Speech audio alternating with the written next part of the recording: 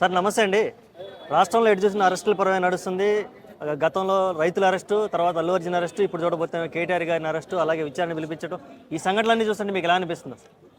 ఈరోజు కాంగ్రెస్ ప్రభుత్వం రేవంత్ రెడ్డి అనేటోడు వాళ్ళు ఇచ్చిన హామీల మీద కనీసం మనసు పెట్టకుండా డైవర్షన్ పాలిటిక్స్ చేస్తూ అడిగిన వాళ్ళను అరెస్టు చేయడం, అడిగితే కనీసం సోషల్ మీడియాలో పోస్టులు పెట్టిన అరెస్టు చేసి కనీసం పేరు మర్చిపోతే అరెస్టు చేయడం, అంటే అరెస్టులతోటి ఈ రాష్ట్రాన్ని నడిపియాలని చూస్తున్నాడు.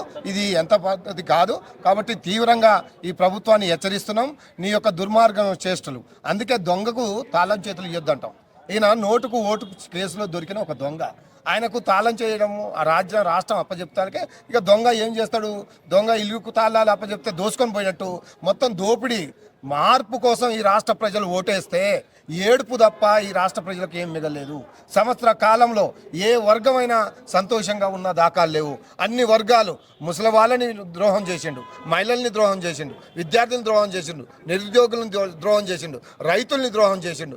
ఈయన చేయని ద్రోహం లేనేలేదు. కాబట్టి అబద్ధాలకు బ్రాండ్ అంబాసిడర్గా రేవంత్ రెడ్డి ఉన్నాడు. ఇప్పటికైనా తన పద్ధతి మార్చుకొని పరిపాలన మీద మనసు పెట్టాలని ఈ సందర్భంగా నేను హెచ్చరిస్తున్నాం. లేకపోతే నువ్వు అరెస్ట్ చేస్తాం, మా కేటీఆర్ గారిని అరెస్ట్ చేస్తే మా కార్యకర్తలు మనోభావాలు దెబ్బతిని పార్టీ చిన్నగా చేయించే ఒక కుట్ర, దుర్మార్గమైన కుట్ర జరుగుతుంది. దీన్ని తీవ్రంగా ఖండిస్తున్నాం. ఇప్పటికైనా నీ యొక్క చేష్టలు మాని నువ్వు పరిపాలన మీద మనసు పెట్టాలని, నువ్వు ఇచ్చిన హామీలు ఒక్కొక్కటి నెరవేర్చాలని ఈ సందర్భంగా తెలియజేస్తున్నాం. లేకపోతే అయిపోయింది. నీ సంవత్సరంలోనే నీ కథ ఏందో ప్రజలందరికీ తెలిసిపోయింది.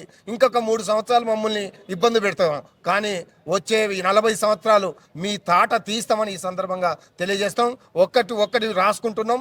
మొత్తం ఎవడెవడు ఏం కథలు పడుతున్నాడో సిఐల కానుండి డిఎస్పీల కానుండి పోలీసులు, అలాగే మీ రాజకీయ నాయకులు ఎట్లా దోపిడీకి గురి అవుతున్నారో మొత్తం మాకు అర్థమవుతుంది. కాబట్టి మీ యొక్క చేష్టలు త్వరలోనే ఒక్కొక్కటి బయట పెడతామని ఈ సందర్భంగా తెలియజేస్తూ మీరు ఇచ్చిన హామీలని వెంటనే నెరవేర్చాలి. లేకపోతే నెరవేర్చేంత వరకు మీ మెడలు వంచి పోరాటం చేసి మీరు ఇచ్చిన హామీలు పోరాడి సాధించుకుంటామని ఈ సందర్భంగా మీ ద్వారా తెలియజేస్తున్నాను. సార్, ఇప్పుడు కేటీఆర్ గారు లాంటి ప్రముఖ వ్యక్తిని, ప్రజాపాలకులను, ప్రజానాయకుల్ని రోడ్డు మీద 45 నిమిషాలు నిలబెట్టడం, ఆయన ప్రాథమిక హక్కులు భంగం కలిగించడం, లాయర్లకి అనుమతించకపోవడం, ఎన్ని చూస్తుంటే అంటే ఆయన ఏమనుకుంటుండంటే నేను తప్ప ఈ రాష్ట్రంలో వాస్తవానికి ఈ రాష్ట్రం ఏర్పడటం ఇష్టం లేని ఒక దౌర్భాగ్యుడు, తెలంగాణ ద్రోహి రేవంత్ రెడ్డి.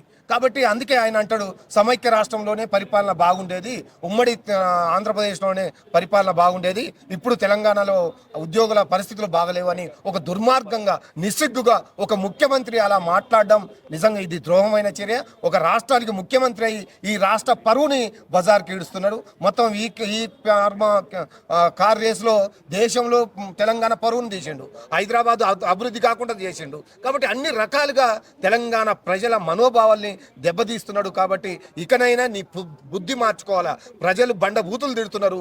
ఈ దేశంలో ఏ ముఖ్యమంత్రి పడని తిట్లు మీరు పడుతున్నారు. ఇంకా సిగ్గు బుద్ధి రాకుంటే ఇంకేం చేస్తారు? కాబట్టి ఇప్పటికైనా బుద్ధి తెచ్చుకొని ప్రభుత్వాన్ని గాడిలో పెట్టాలని ఈ సందర్భంగా మీ ద్వారా తెలియజేస్తారు. ఒక సంవత్సరంలో చూస్తుంటే దాదాపు 30 సార్లు ఢిల్లీ పర్యటన చేసినటువంటి ఘనత మన సీఎం రేవంత్ రెడ్డి గారు. ఇన్నిసార్లు పర్యటన వల్ల ఏ సాధించుకొచ్చారంటారు? ఏం లేదు. 28 సార్లు ఇక్కడ సంపాయాలా, ఇక్కడ హైడ్రా పేరు మీద, మూసీ నది పేరు మీద డబ్బులు వసూలు చేసి కప్పం ఢిల్లీ వాళ్ళకి కట్టాలి. కాబట్టి 28 సార్లు పోయాడు. ఒక్క రూపాయి అయినా ఈ రాష్ట్రానికి తెచ్చాడా? ఒక అభివృద్ధి, ఒక సంస్థను తెచ్చాడా?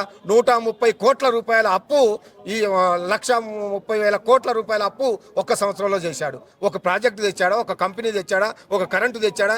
ఏం చేశాడు? ఒక తట్టెడు మట్టేనా తీశాడా? ఒక కొత్తదేమన్నా కట్టాడా? ఏం చేయలేదు. రైతు బంధు ఇయ్యలే, రైతు రుణమాఫీ ఇయ్యలే, దళిత బంధు ఇయ్యలే, ఉద్యమకారులకు ఇస్తానన్న హామీలు ఇయ్యలే. ఏది ముసలిళ్ళని ఇబ్బంది పెట్టి అందరినీ కూడా నిజంగా ఏమారుస్తున్నాడు. అబద్ధాలకు బ్రాండ్ అంబాసిడరు మన రేవంత్ రెడ్డి. ఈయనకి ఇప్పటికైనా బుద్ధి రావాలా. ప్రజలు బుద్ధి చేసి ఇప్పటికైనా స్థానిక సంస్థ ఎన్నికలు ఉన్నాయి, వీళ్ళ సంగతి చెప్తారు. రెడీగా మా మహిళలు సీపురు గట్టలు పట్టుకొని, మా ముసలి వాళ్ళు రోకలు బండలు పట్టుకొని రెడీగా ఉన్నారు. మీకు ఖచ్చితంగా స్థానిక ఎన్నికలలో మీకు సరైన గుణపాఠం జరుగుతున్నదని ఈ సందర్భంగా మీ ద్వారా కాంగ్రెస్ పార్టీని హెచ్చరిస్తున్నాను. ఓకే అండి, థ్యాంక్ యూ సార్.